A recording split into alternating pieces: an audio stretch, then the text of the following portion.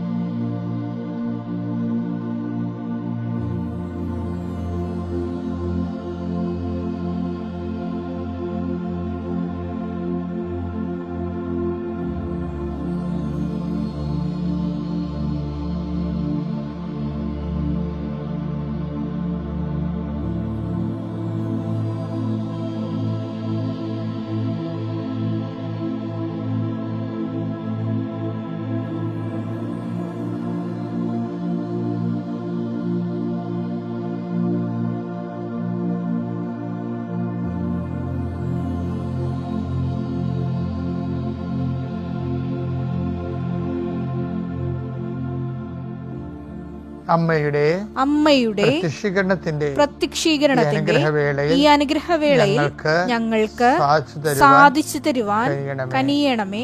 ആമേൻ. വിശ്വാസ പ്രമാണം. സർവശക്തനായ പിതാവും ആകാശത്തിന്റെയും ഭൂമിയുടെയും സൃഷ്ടാവുമായ ദൈവത്തിൽ ഞാൻ വിശ്വസിക്കുന്നു.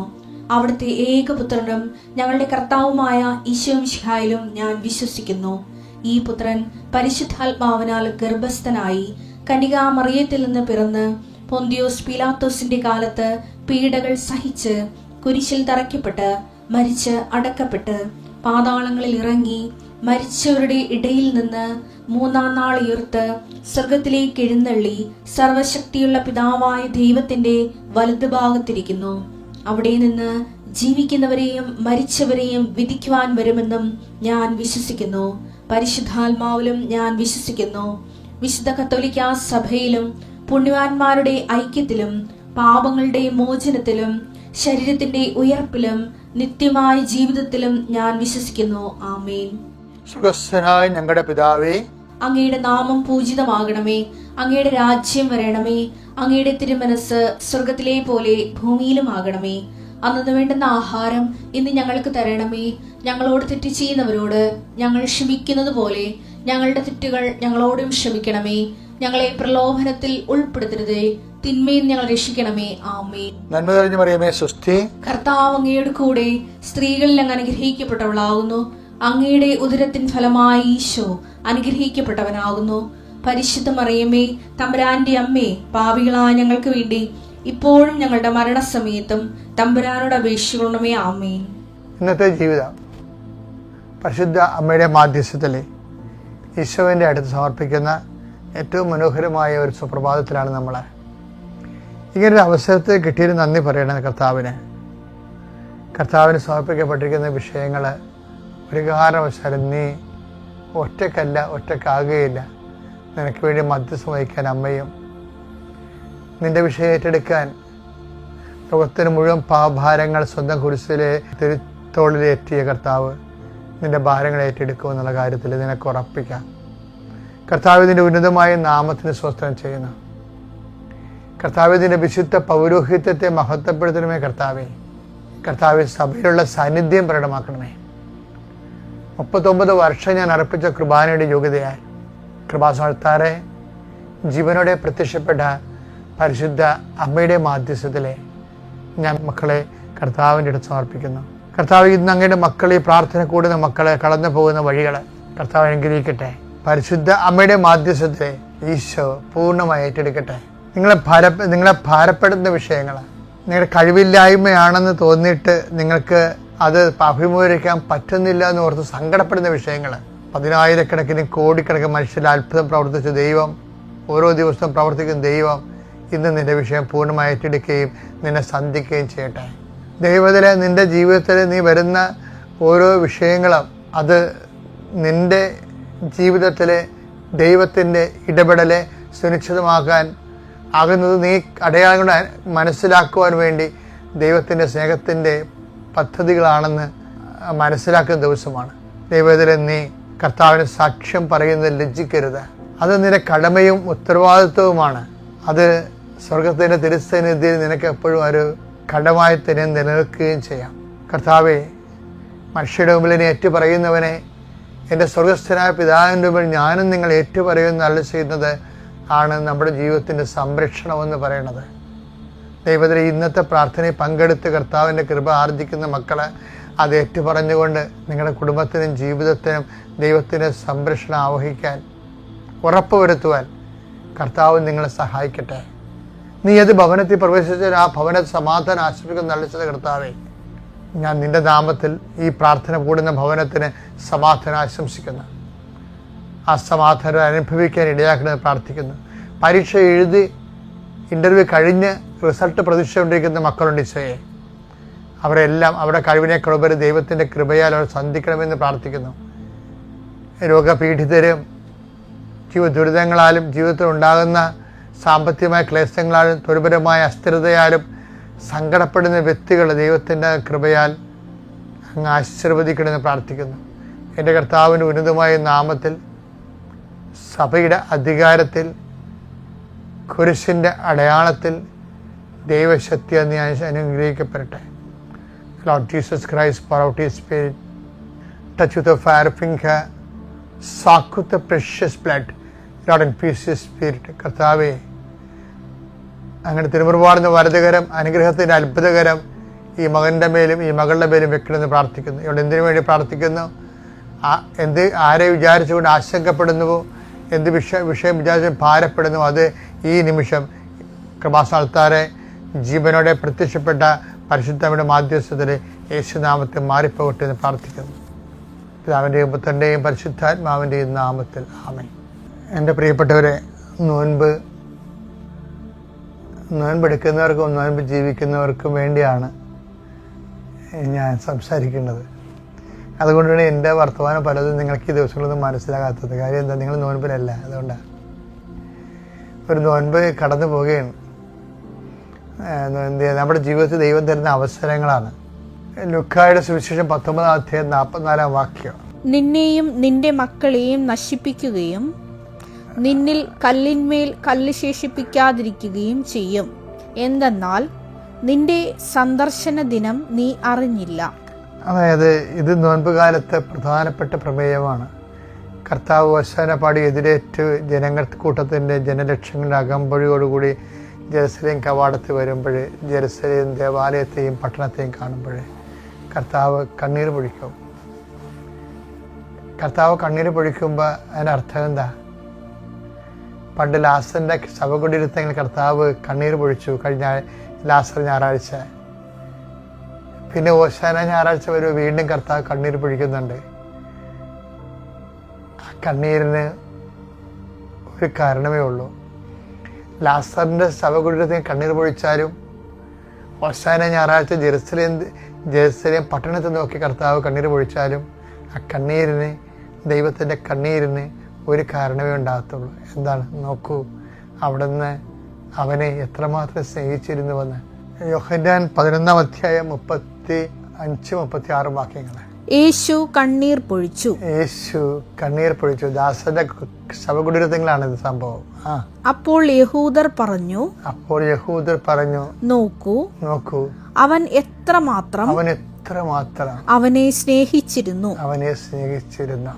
അത് തന്നെയാണ് ജെറുസലേം ദേവാലയത്തെ കാണുമ്പോഴും ജെറുസലേം പട്ടണം കാണുമ്പോഴും ഹോശാന ഞായറാഴ്ച, ശരിക്കും പറഞ്ഞാൽ ലാസർ ഞായറാഴ്ചയും ഹോശാന ഞായറാഴ്ചയും കർത്താവിൻ്റെ കണ്ണീരിൻ്റെ ഓർമ്മകളാണ് രണ്ടും. രണ്ടിൻ്റെ ലക്ഷ്യം എന്താണ്? ഒരു കാര്യമാണ് പറയുന്നത്, നോക്കൂ അവരെന്തുമാത്രം അവനെ അല്ലെങ്കിൽ അവരെ, അതായത് ലാസറിനെ മാത്രം സ്നേഹിച്ചപ്പോൾ നമുക്ക് തോന്നിയത് അത് അവനെ മാത്രം സ്നേഹിച്ചതാണെന്ന് അല്ല. എല്ലാവരും ലാസറായിട്ടാണ് ഈശോ കരുതുന്നത്. ജെറുസലേം പട്ടണത്തിലുള്ള 10,000 മനുഷ്യരെ കണ്ടിട്ടാണ്, അല്ലാതെ കല്ലും മണ്ണും കണ്ടിട്ടല്ല. ആ മനുഷ്യരെ കണ്ടിട്ടാണ് അവൻ കണ്ണീർ വാർത്തത്. ലാസർ ഞായറാഴ്ച ഒരാളെ കണ്ടിട്ട് കണ്ണീർ വാർത്ത കർത്താവ് ഹോശാന ഞായറാഴ്ച 1,000 പേരെ കാണുമ്പോൾ കണ്ണീർ വാർക്കുകയാണ്. എന്താണ്? അത് അപ്പായുടെ കണ്ണുനീരാണ്. ഈശോ ഫിലിപ്പോസേ, എന്നെ കാണുന്നവൻ എൻ്റെ പിതാവിനെയും കാണുന്നെന്ന് പറയത്തില്ലേ? ഞാനും പിതാവും ഒന്നാണ്. കർത്താവിൻ്റെ കണ്ണുനീര് പിതാവിൻ്റെ കണ്ണുനീരാണ്. യോഹന്നാൻ 14:9. യേശു പറഞ്ഞു, ഇക്കാലം അത്രയും ഞാൻ നിങ്ങളോട് കൂടെ ആയിരുന്നിട്ടും ഫിലിപ്പോസേ, നീ എന്നെ അറിയുന്നില്ലേ? അത് നീ എന്നെ അറിയുന്നില്ലേ? സങ്കടമാ. ഇത് ഫിലിപ്പോസ് എന്ന് പറയണത് കർത്താവിനെ അറിയാത്ത 10,000 മനുഷ്യരെ മുമ്പിൽ മുഖത്ത് നോക്കിയിട്ട് ദൈവത്തിനുണ്ടാകുന്ന ചങ്കിൻ്റെ വേദനയാണ്. ഫിലിപ്പോസ് എന്ന് പറയുന്നത് അവിടെ ഫിലിപ്പോസ് അല്ല. കർത്താവിനെ അറിയാത്ത, ഇത്രയും കാലം നമ്മുടെ കൂടെ കർത്താവ് ഉണ്ടായിട്ടും കർത്താവിനെ അറിയാതെ ഒരു മനുഷ്യൻ മറഞ്ഞു പോകുമ്പോൾ, കാലയവനികൾ തിരിഭവിക്കുമ്പോൾ ഒരു മനുഷ്യൻ്റെ ഏറ്റവും വലിയ ദുരന്തവും ദുരിതവും എന്താണെന്ന് വെച്ച് കഴിഞ്ഞാൽ ദൈവം കൂടെ ഉണ്ടായിട്ടും ആ ദൈവത്തെ അറിയാതെ മൺമറഞ്ഞു പോണതാണ്. അങ്ങനെ മൺമറഞ്ഞു പോകാതിരിക്കാൻ വേണ്ടി ദൈവത്തെ അറിയാനും അറിയിക്കാനുള്ള കാലമാണ് നോൻപ് കാലം. ആ കാലത്തിനെല്ലാം കണ്ണുനീരുണ്ടെങ്കിൽ ആ കണ്ണീരിൻ്റെ കാരണം 3:16 എന്താണ്? തൻ്റെ ഏകജാതനെ നൽകാൻ തക്കവിധം അത്രമാത്രം അവിടുന്ന് ലോകത്തെ സ്നേഹിച്ചു. തൻ്റെ ഏകജാതനെ നൽകാൻ തക്കവിധം അത്രമാത്രം ലോകത്തെ സ്നേഹിച്ചു എന്ന് പറയുന്ന ആ പിതാവിൻ്റെ കണ്ണുനീരാണ് ഹോശാന ഞായറാഴ്ച ജെറുസലേമിലെ 10,000 മനുഷ്യരെ കണ്ടുകൊണ്ട് അവൻ്റെ കണ്ണുനീർ വീഴുന്നത് പിതാവാണ്. ഇതിന് പാട്രിപ്പസിയോണിസം എന്ന് പറയും. പിതാവ് യേശുവിലൂടെ കരയുന്നു. അതാണ് നിന്റെ ഭവനം. പിന്നെയാണത് സങ്കടം രൂക്ഷമായിട്ട് മാറുകയാണ്. എന്താണ്? ഇതാ നിന്റെ ഭവനം പരിത്യക്തവും ശൂന്യവുമായിരിക്കുന്നു. ഇതാ നിന്റെ ഭവനം പരിത്യക്തവും ശൂന്യമായിരിക്കുന്നു. എന്താണ് കാരണം? എൻ്റെ സന്ദർശന സമയം നീ അറിഞ്ഞില്ലെന്ന്. ഒരു നോൻപ് കൂടി ജീവിതത്തിൽ കടന്നു പോവുകയാണ്. അടുത്ത നോൻപിന് നമ്മൾ എത്ര പേരുണ്ടാവുമെന്ന് നമുക്ക് ആർക്കും അറിയത്തില്ല. ആരോഗ്യന്മാർ പോലും കടയറ്റ് വീഴുന്നൊരു കാലഘട്ടമാണ്. നിനക്ക് കർത്താവ് തന്നിരിക്കുന്ന ഒരു അവസരമാണിത്. അത് കർത്താവ് പറയണത്, ഇതാ എൻ്റെ സന്ദർശനത്തിൻ്റെ സമയം, അവസരം നീ അറിഞ്ഞില്ല.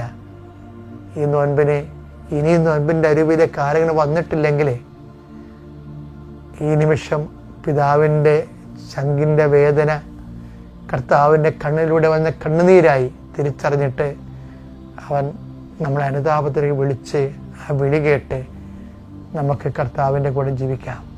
കർത്താവിനോട് ഐക്യദാർഢ്യം പുലർത്താം. ഞാൻ എപ്പോഴും ഓർക്കാറുണ്ട്, ഞാൻ മനസ്താപനം ചെല്ലുമ്പോഴേ എനിക്ക് ഉള്ളിൽ ചിരി വരും. എന്താ കാര്യം? എനിക്കിഷ്ടപ്പെട്ട പ്രാർത്ഥനകളൊന്നാം മനസ്താപനം. അതിനകത്ത് പറയണത്, ഈ മേലിൽ പാപം ചെയ്യുകയില്ലെന്ന് ദൃഢമായി ഞാൻ പ്രതിജ്ഞ ചെയ്യുന്നു. അത് സഹിക്കാൻ പറ്റാത്ത സംഭവമുണ്ട്. ഇനി ഏതെങ്കിലും ഒരു പാപം ചെയ്യുന്നതിനേക്കാൾ മരിക്കാൻ അതെന്തൊരു തുണയാണ് ശരിക്കും പറഞ്ഞാൽ. ഇത് പറഞ്ഞിട്ട് മനുഷ്യൻ പിന്നെയും പാവം ചെയ്യല്ലേ? പാവം ചെയ്യാമെന്ന് പിന്നെ തീരുമാനിച്ചുകൊണ്ട് കള്ളത്തരം ദൈവത്തിനോട് കെട്ടിയെഴുന്നേൽക്കുമ്പോൾ എന്തോ ഒരു സ്വയം വഞ്ചനയാണ് കാണിക്കണത്. അപ്പം ഞാൻ കർത്താവ് ചോദിച്ചു, കർത്താവ് ഈ സ്വയം വഞ്ചന മനുഷ്യന്മാരെല്ലാം പറയുന്നുണ്ട്. അപ്പോൾ കർത്താവ് പറഞ്ഞു, മനസ്താപം എന്ന് പറയണത് അത് ചെലണാക്കാൻ നല്ല ദൈവസ്നേഹം വരുമ്പോഴേ അതാണ് അർത്ഥം മനസ്സിലാകത്തുള്ളൂ. ഹൃദയത്തിൽ ദൈവസ്നേഹം വരുമ്പോൾ, ദൈവസ്നേഹം നിറഞ്ഞ് കവിയുമ്പോൾ ആ ആത്മാവിൻ്റെ ദൈവത്തോടുള്ള തേറ്റമാണ്. മത്സ്യാപകടത്തിൻ്റെ പഴയകാല മലയാള പേരെന്തെന്നാണ്? തേറ്റത്തിൻ്റെ പ്രകാരം എന്നാണ്. ആരുടെ തേറ്റമാണ്? തേറുക എന്ന് വെച്ചാൽ കരയുക. ആരുടെ തേറ്റമാണ്? ആത്മാവിൻ്റെ തേറ്റമാണ്. ആരാണ്? കർത്താവേ, നിൻ്റെ ഹൃദയത്തിലെ എൻ്റെ ഹൃദയം ചേർത്ത് വെച്ച് നീ സ്നേഹിച്ച സ്നേഹം ഞാൻ തിരിച്ചറിഞ്ഞ് ഇനി എന്നെ ഇതിൽ നിന്ന് പിന്തിരിപ്പിക്കുന്നതിനേക്കാൾ നല്ലത് ഞാൻ മരിക്കുകയാണെന്ന് പറയുന്നത് ഒരു സ്നേഹം നിറഞ്ഞ ആത്മാവിൻ്റെ ഉദ്ദീരണങ്ങളാണ്, അർത്ഥവത്തായ. ഇപ്പോൾ നോൻപുകാലത്ത് പശ്ചാത്താപത്തേക്ക് നീ വരണമെന്നുണ്ടെങ്കിൽ ആദ്യം നീ ചെയ്യേണ്ടത് ദൈവസ്നേഹത്തിന് വേണ്ടി പ്രാർത്ഥിക്കുകയാണ്. ഇനി ചെയ്യുന്ന കുരിശിൻ്റെ വഴി, ഇനി നീ ചെയ്യുന്ന സിരിയാപാദ പ്രാർത്ഥനകളും പ്രഭാഷണങ്ങളും, കേൾക്കുന്നവർ കൂടുന്ന കുരിശിൻ്റെ വഴികളും, അതുപോലെ നീ തരുന്ന ദാനധർമ്മങ്ങൾ, എല്ലാ ആശയടക്കങ്ങളെല്ലാം ദൈവസ്നേഹം നിറയാൻ വേണ്ടി കാഴ്ചവെച്ചുകൊണ്ട് അർത്ഥവത്തായ അനുതാപത്തോടും ദൈവത്തോട് ഐക്യപ്പെടാൻ ദൈവം നിന്നെ സഹായിക്കട്ടെ. Praise the lord. അത്യപൂർവ ദൈവാനുഭവങ്ങൾ ഇനി നിങ്ങൾക്കും സ്വന്തം. ഈ യൂട്യൂബ് ചാനൽ ഇതുവരെ സബ്സ്ക്രൈബ് ചെയ്തിട്ടില്ലെങ്കിൽ ഇപ്പോൾ തന്നെ സബ്സ്ക്രൈബ് ചെയ്യുക. ഈ വീഡിയോ ഇപ്പോൾ തന്നെ നിങ്ങളുടെ സുഹൃത്തുക്കൾക്ക് ഷെയർ ചെയ്തുകൊണ്ട് കർത്താവിന്റെ പ്രേക്ഷിതരാകുക.